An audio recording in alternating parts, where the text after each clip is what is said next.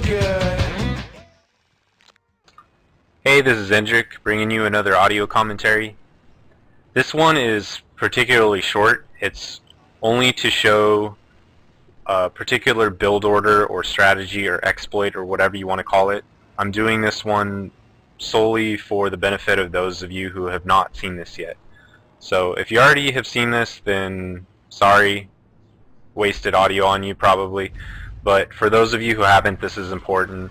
This is a fairly newly emerged strategy, so whether you're Terran or whether you're some other race, it doesn't matter. You can either use it yourself or it may get used against you, so you should know about this. It's called the Proxy Reaper. You'll see in a minute why it's called that.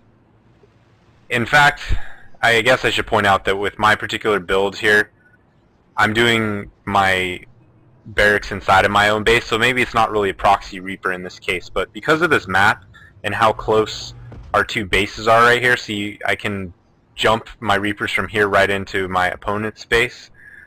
Because of the location, I built it inside my own base, but most of the time, most maps you would like build it, you know, down here close to your enemy's base, so you would have sent the early SCV to build the barracks right off the bat. Like you would send 5 of your starting SCVs to minerals and the other one would go build this barracks.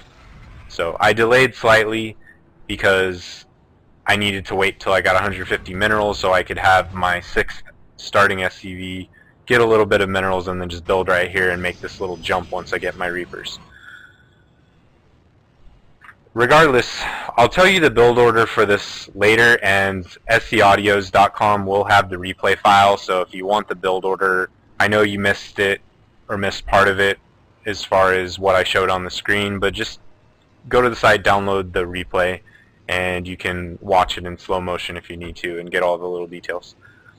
So basically this build is to maximize how quickly you get out that first Reaper. It's just to do it in the least amount of time possible. I'm doing this in the context of a 2v2 because it just doesn't matter. It doesn't matter if I show you this build in a 1v1 or a 2v2. It's used the same way. I'm hitting my opponent with Reapers. My brother is hitting his opponent with very fast Zerglings. So my Reaper's already in the Protoss base. Protoss really doesn't have an answer to it other than going, you know, scouting it really early and then going particularly fast gateway, because Zealots, one Zealot is just simply not enough to mess with the Reaper. He's gonna die. The Reaper, as long as you micro him, is gonna counter that, or sorry, is going to kite that Zealot infinitely. So you have to have more than one Zealot so you can play these little games where you cut them off, or you need to get a Stalker out at some point, like this guy is actually going for. You'll see he gets a Stalker in a little bit because Zealots are so kiteable. So my brother already took out the Zerg opponent, but that's kind of beside the point. Everybody already knows about the fast Zerglings and how potent that can be if you're not ready for it. But this Zerg really had no excuse. He scouted. He was real close. He scouted with his Overlord, and he should have prepared enough to be able to stop this. The Reaper thing, even though my Reapers got to the base at the same time as my brother's Zerglings got to the opponent that was on his side, the point is that people don't expect this sort of play out of Terran. That's how you catch them off guard. They're, you know, people who haven't seen this strategy before, or even if they have, if they get lazy on their scouting or whatever, they just feel comfortable on a particular map and don't think this is going to happen to them, well, you can catch them off guard. They do not expect a 6 Zergling-like rush from Terran, which is essentially what those fast Reapers is. It's capable of about the same amount of destruction, because Reapers do extra damage to light units and tons of damage to buildings, so if you get one in your base that you can't immediately stop, it's going to do so much damage to you that you're not going to recover. Being Terran, everybody thinks you're going to turtle up, at least for a little bit. They don't think you're going to have a freaking Reaper in their base by the time somebody that does a super early pool could have Zerglings in their base. They just don't. That's just not part of their thought process usually when they're gearing up for, you know, a Terran versus Protoss fight. So that's the strategy. Basically, you go for your barracks before you even build a single SCV. You just wait until you have 150 minerals. You can have your 6th starting SCV getting minerals if there's not a long distance to where you're going to build your barracks, but on most maps you're going to want to send that 6th starting SCV out right away so that he can get to wherever he's going to build it. On this map I didn't have to do that, I built it right here.